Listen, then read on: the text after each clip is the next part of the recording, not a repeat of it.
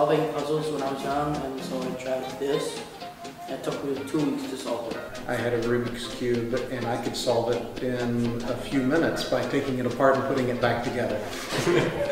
Cubing as a hobby is really cool. I mean, I think it's something that challenges students.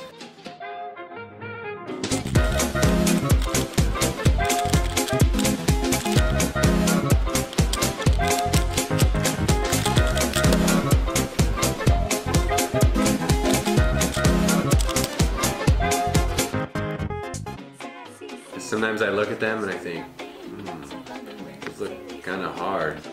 I think it challenges them, to use their brains a bit more. Obviously, it could be managed so that it's not disrupting their studies, of course.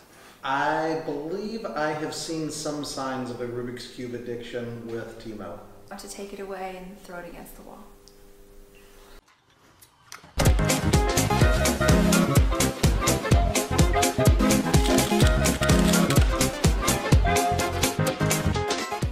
I don't think anything that one tries to perfect is a waste of time. Well, by its very definition, speed cubing can't be a waste of time because you're trying to use as little time as possible. Timo regularly disrupts class with his cubing. Well, when it's fourth period, Timo could use his time at working on calculus, and that would be the best use of his time instead of cubing. Yeah, so there are times when I can see a better use for Timo's time. Is an annoyance, a blight on our social system. I look at them and I think, do I want to spend the time to memorize those or go do something else? And oftentimes I choose something else. When Timo cubes in class, I often worry that he is distracted. What I would suggest for Timo is that he balance his time wisely between learning economics and improving his cubing skills, because I'm sure that fraction of a tenth of a second in cubing is very important, but there are many other things in life that are important as well. I solved my first Rubik's Cube 3 or 2 months ago, I'm not sure. Well, I'm not a speed cuber myself, but I think it's really interesting and I'm trying to get into speed cubing.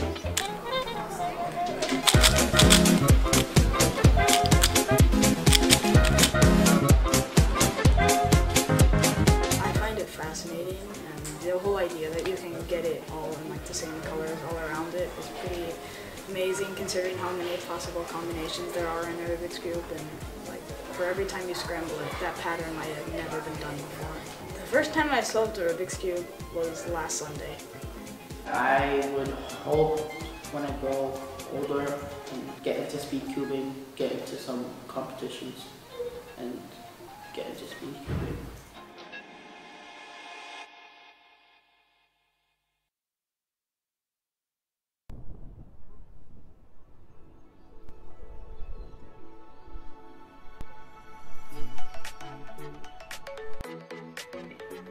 I'm going to give you a tour of my playroom.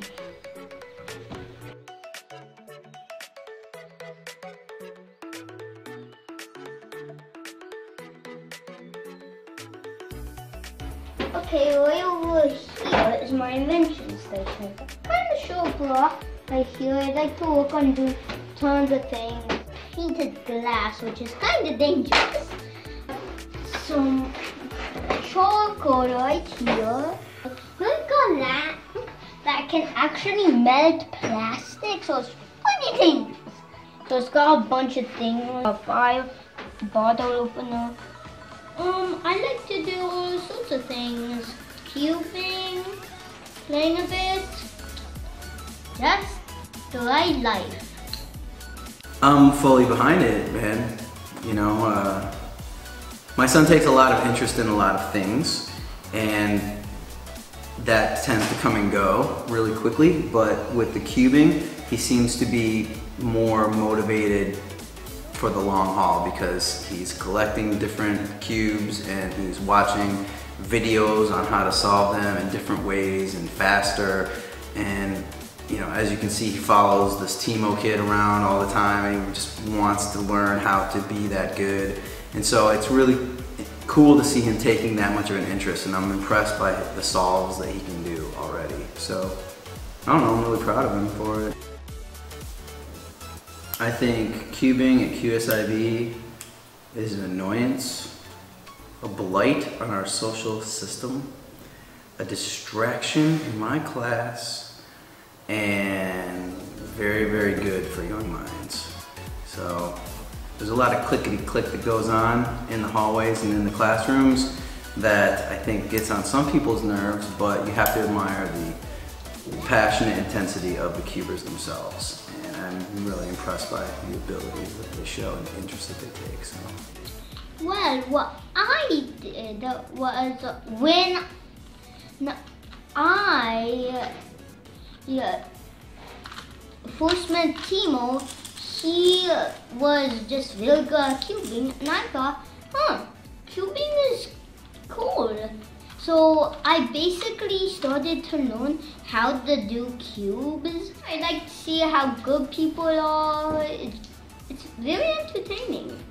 I'm fully into him doing something competitive like that because, you know, I think any parent supports their kids and what they're passionate about, and if it takes them into arenas where they get to compete and prove themselves and learn how to deal with disappointment and get to taste a little victory here and there and make friends, I think it would be great. I do think that by next year, I'll be doing some cube competitions, and if there are some over the summertime in America, I think I might be entering some of those.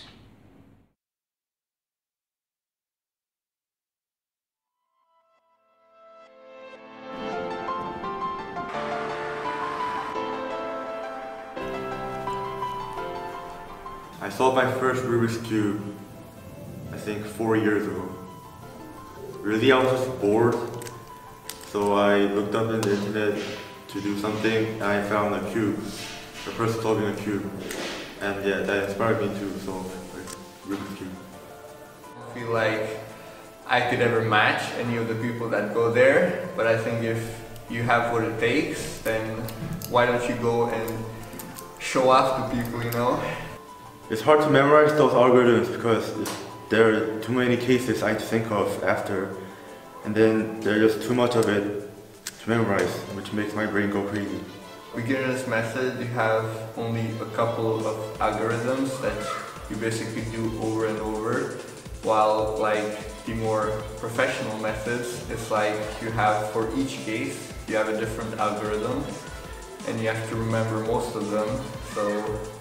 And the hardest part, I think, is like thinking of the algorithms right off the top of your head, because it won't do if you know every one, but it takes you a minute to remember it. I still didn't memorize a lot of them, so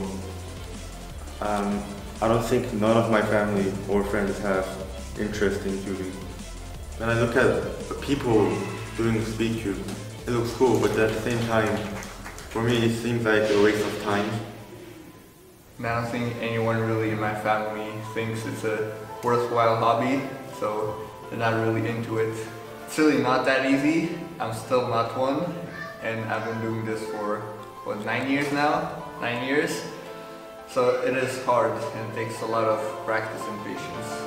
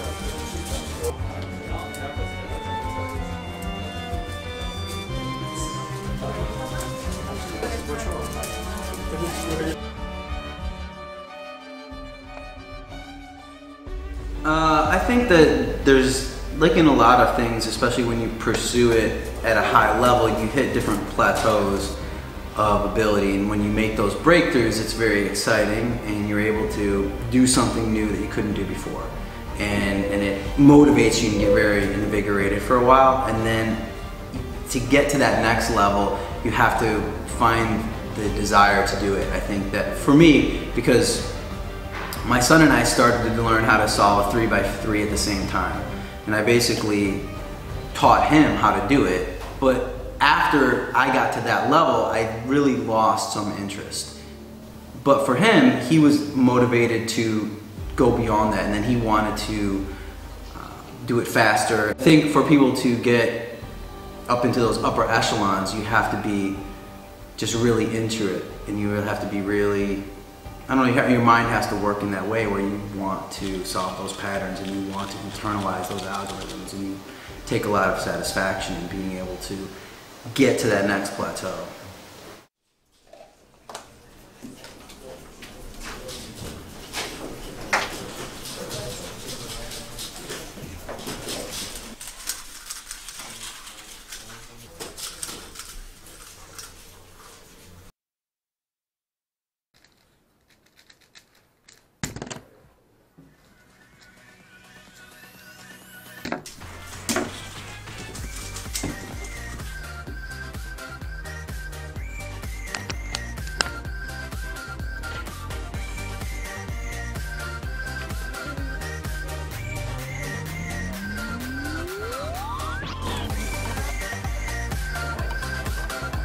I think it's just putting the effort in to actually memorize them.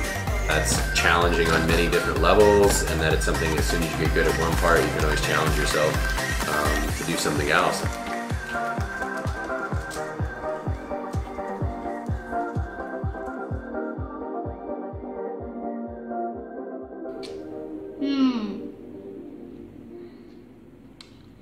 Well, maybe I could, if I practiced quite a bit, maybe by like a grown-up or like a teenager.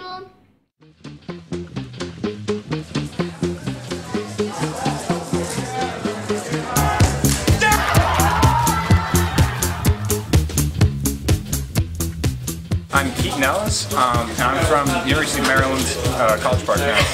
I've known how to solve it since 2009, but I really started speed cubing in 2011. Yeah, actually, most of my friends back home, either I met through cubing, or I turned them into a cuber. I have talked to the 7th fastest cuber in the world, so he knows more than one way to solve it, and he's pretty fast. It took me a while. It took me... I understand how to do it. Wow! But I haven't been able to do it yet. I understand I use one algorithm to get the word together.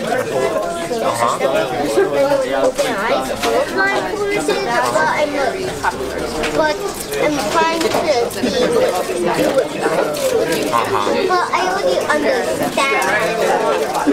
We are starting the last group for one-handed, 3x3 one-handed.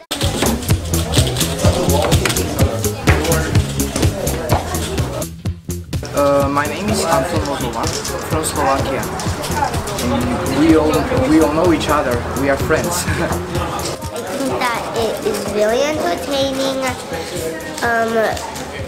Having a timer and trying to go to the finals is really time consuming, and it's difficult to do, but it's worth a try.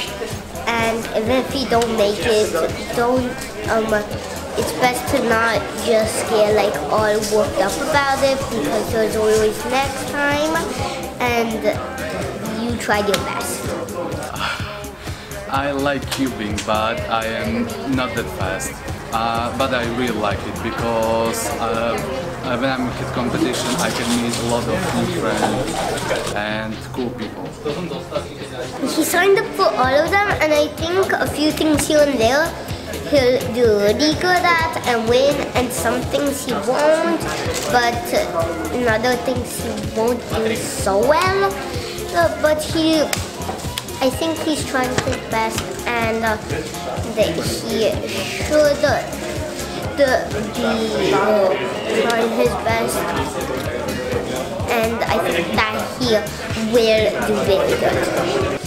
Just do well, trying. My goal is always sub 8 for 3x3. I have one of those, but I would love to have another one.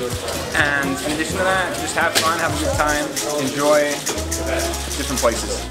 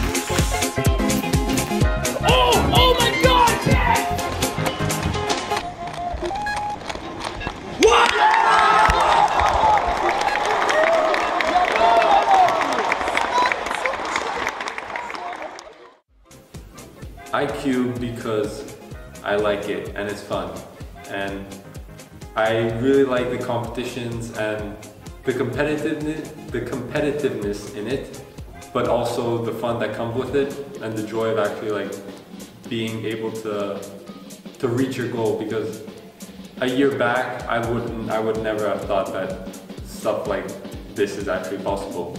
I mean, I think it's like any hobby. You can look at it as something that's really interesting and something that's worthwhile. I can hardly do it under 2 minutes. I don't understand how people can do it in under 10 seconds. Well, I think everyone in life gets addicted to one thing or another. I find it really fascinating. It's not so bad. There could be worse things. Every time I cube, it gets me concentrated on the cube and makes me focus. I'm trying to get all of my cubes on the same level.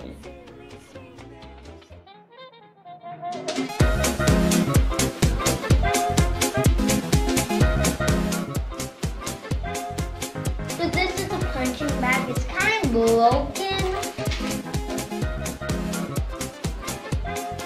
I normally punch it and kick it like this. You're not taking pictures, are you?